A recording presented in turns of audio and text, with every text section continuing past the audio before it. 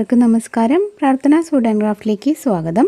ഇന്ന് ഞാൻ വന്നിട്ടുള്ളത് ഒരു ക്രാഫ്റ്റ് വീഡിയോ ആയിട്ടാണ്. മെഴുകുതിരി വെച്ചിട്ട് ചെയ്യുന്ന പൂക്കളാണ് ഇന്നത്തെ വീഡിയോയിൽ ഞാൻ ഷെയർ ചെയ്യുന്നത്. എല്ലാവർക്കും കുറച്ച് ക്ഷമയുണ്ടെങ്കിൽ ചെയ്തെടുക്കാൻ പറ്റുന്നതാണിത്. ഇപ്പോൾ ഇത് ട്രെൻഡായിട്ട് വരുന്ന ഒരു പൂക്കളാണ്. അപ്പോൾ കണ്ടപ്പോൾ ജസ്റ്റ് ഒന്ന് ചെയ്തു എന്നേ ഉള്ളൂ. ടിക്ടോക്കിലൊക്കെ ഇപ്പോൾ ഇത് നന്നായിട്ട് വൈറലായിക്കൊണ്ടിരിക്കുന്നതാണ്.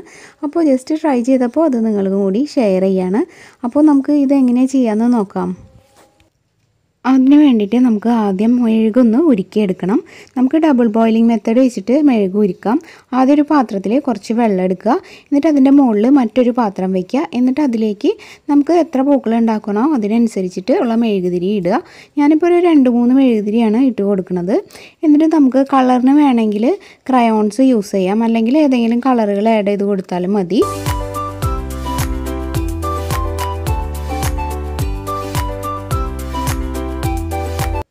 ഇപ്പോൾ നമ്മുടെ മെഴുകുതിരി ഫുള്ളായിട്ട് അലിഞ്ഞിട്ടുണ്ട്. അതിൽ ആ കളറും കൂടെ മിക്സ് ആയിട്ടുണ്ട്. നിങ്ങൾക്ക് ഇഷ്ടമുള്ള കളർ ചേർക്കാം കേട്ടോ.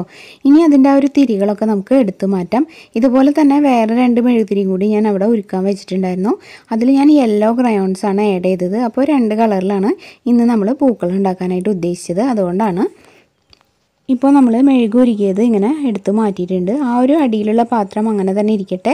അതിൽ ചൂടുള്ള ആയതുകൊണ്ട് പെട്ടെന്ന് മെഴുക് അങ്ങോട്ട് ഉരുക്കില്ല. അല്ലെങ്കിൽ വെറുതെ വെച്ച് കഴിഞ്ഞാൽ പെട്ടെന്ന് മെഴുക് സെറ്റായിട്ട് പോകും. പിന്നെ ഇതുപോലെ കുറച്ച് ചുള്ളിക്കമ്പുകൾ പുറത്തു നിന്ന് എടുത്തുകൊണ്ട് വരിക, ഉണങ്ങിയിട്ടുള്ളത്. നല്ല ഭംഗിയിലുള്ള കൂടുതൽ ബ്രാഞ്ചൊക്കെ ഉള്ളതാണെങ്കിൽ കൂടുതൽ നല്ലത്. ഞാനിപ്പോൾ ജസ്റ്റ് വേഗം കിട്ടിയത് അങ്ങോട്ട് എടുത്തു എന്നേ ഉള്ളൂ. പിന്നെ ഒരു പാത്രത്തിൽ കുറച്ച് ഐസ് വാട്ടർ എടുത്ത് വയ്ക്കുക. നല്ല തണവ് വേണം. അതിൽ കൈ ജസ്റ്റ് ഒന്ന് മുക്കിയിട്ട് ആ ഒരു മെഴുകിൻ്റെ വെള്ളത്തിലും കൂടെ ഒന്ന് കൈ മുക്കുക. കൈവിരലിൻ്റെ തുമ്പ് കേട്ടോ. അധികം ചൂടൊന്നും ഉണ്ടാവാൻ പാടില്ല. ഒരു മീഡിയം ലെവൽ ചൂടിലാണ് ഇത് ചെയ്യേണ്ടത്. എന്നിട്ട് നമ്മൾ അത് വെച്ചിട്ട് ആ കമ്പിലൊന്ന് പിടിക്കുക.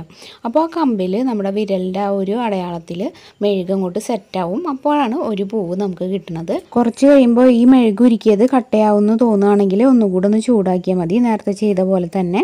അതുപോലെ ഈ വെള്ളത്തിൻ്റെ തണുപ്പ് പോയാലും കുറച്ച് ഐസ് കട്ടകൾ ഇട്ട് കൊടുത്താൽ മതി കേട്ടോ. അങ്ങനെ ഓരോന്നും ചെയ്തെടുക്കുക. ഇനിയിപ്പോൾ കൈ പൊള്ളുമെന്ന് ആരും പേടിക്കേണ്ട. ആ ഒരു ഐസ് വാട്ടറിൽ തൊട്ടിട്ട് മീഡിയം ലെവലിൽ ചൂടുള്ള മെഴുകിലാണ് നമ്മൾ കൈവിരലിൽ ഇടുന്നത്. അപ്പോൾ ഒട്ടും തന്നെ പൊള്ളൊന്നുമില്ല, ചെറുതായിട്ടൊരു ചൂട് അത്രയ്ക്കേ ഉള്ളൂ.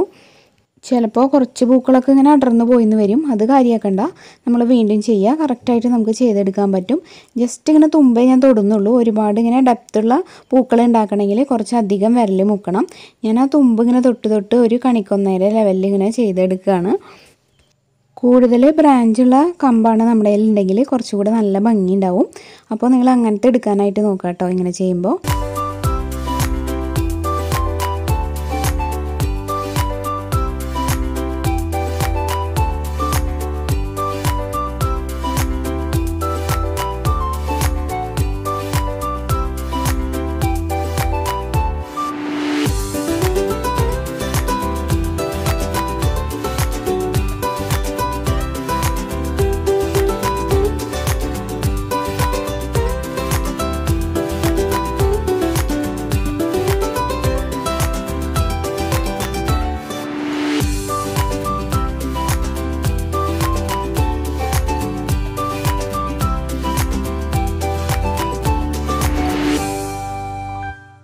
അപ്പോൾ ഇത്രയ്ക്കേ ഉള്ളൂ ഇന്നത്തെ ഈ കൊച്ചു വീഡിയോ. നിങ്ങൾക്ക് എല്ലാവർക്കും ഇഷ്ടമായിട്ടുണ്ടാവുമെന്ന് വിചാരിക്കുന്നു.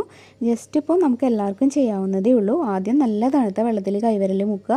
പിന്നെ ആ ഒരു മീഡിയം ലെവലിൽ ചൂടുള്ള മെഴുകിൻ്റെ വെള്ളത്തിൽ മുക്കുക. എന്നിട്ട് ആ കമ്പിൽ ജസ്റ്റ് ഒന്ന് തുമ്പ് കൊണ്ട് പിടിക്കുക, വിരലിൻ്റെ തുമ്പ് കൊണ്ട്.